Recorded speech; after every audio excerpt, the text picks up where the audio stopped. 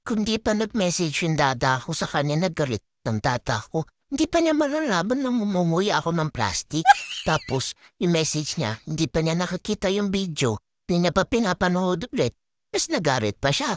Alam niya na alam niya. Siyempre, nanay siya, alam niya naman talaga. So, ito yung message ng dada ko. Pep, bahay na ako. Yung video mo, kakapasa mo sa sulat na nag-keep. Di mo na nakita, nakakain na ng plastic si Shiloh. Tapos sabi ng mama ko, di niya kinain yun, pinupunit lang niya. Sabi ni dada, sigurado ka? Sabi ni mama, tingnan mo kaya mabuti pagmasdan mo siya kung paano niya niluwa. Di siya kumakain ng plastic, pinaglalaroan lang niya. Never ako nakakita ng plastic sa tae niya kahit nauhuli ko siya naglalaro ng plastic. Matalino si Shiloh eh. Nox, pinuri pa ako. Di siya tangang aso, makulit lang talaga. Tapos sabi ni data, buti naman, kinubahan ako eh. O diba, kahit malayo ang dada ko, nadaalala pa rin siya sa akin. Tapos si mama, kinakabahan na yan. Tapos tinignan niya yung video, pinanood niya ulit, in-slow mo niya. Kasi baka nakakain niya talaga ako ng plastic, hindi lang niya alam. Tapos may mga nag-comment na, may mga nag-comment. Ang sabi nung nag-comment, hala, kinain yung plastic, baby Shiloh talaga. Yung plastic baka malunok.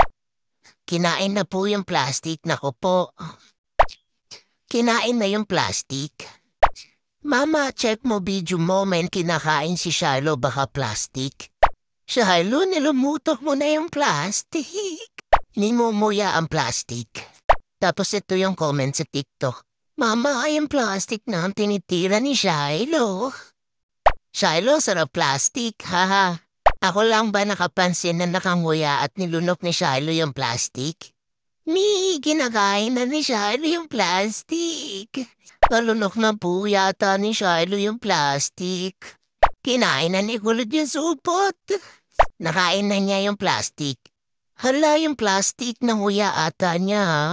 Na kinakain na ni Shiloh ang plastic. At ayun, kinain ko yung plastic. Sino ba naman kasing tangang kumakain ng plastic? Hindi naman ako katulad ni Mama. Ay, nako, sus Maria Josep. Bakit ako kumakain ng plastic? Sobrang excited ko kasi. Nabuksan tong laruan na to eh. Mga laruan na to. Siyempre, gift to. Siyempre, sobrang saya. Oh, ikaw ba naman bigyan ka ng maraming gift, diba?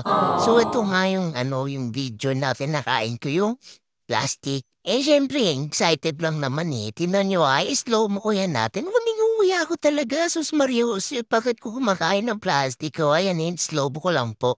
Ano ba yan, self? Nakakahiya ka naman. Bakit ka naman kumakain ng plastic? Patay gutom ka ba? O, sige, luwa mo. Yan, very good. Very good, self. I'm proud of you. Isa pa. Ito naman, close up. Ayan, sige, luwa mo. Luwa mo, girl.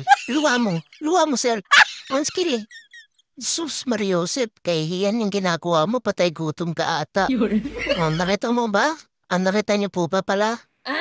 Niluwa ko po yung plastic, tapos tinahin niyo po, nasa ilalim po ni Stitch yung plastic na niluwa ko.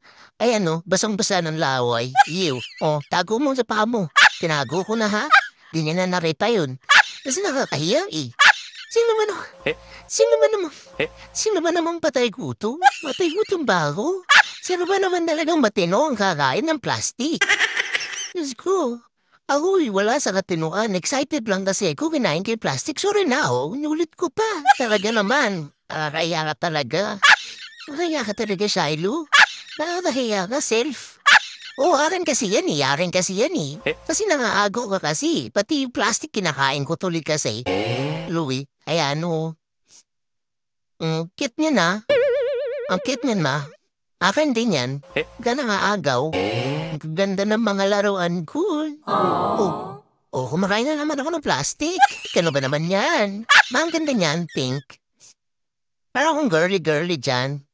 Uy, ang galing-galing. Layo mo na plastic na yan. Para sura ka. Plastic kasi. Yung mostly tiyatabi ka agad eh.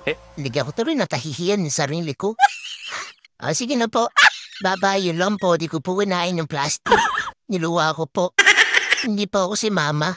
Hindi ko naman po sila sabing taga si Mama. Pero hindi po ako si Mama.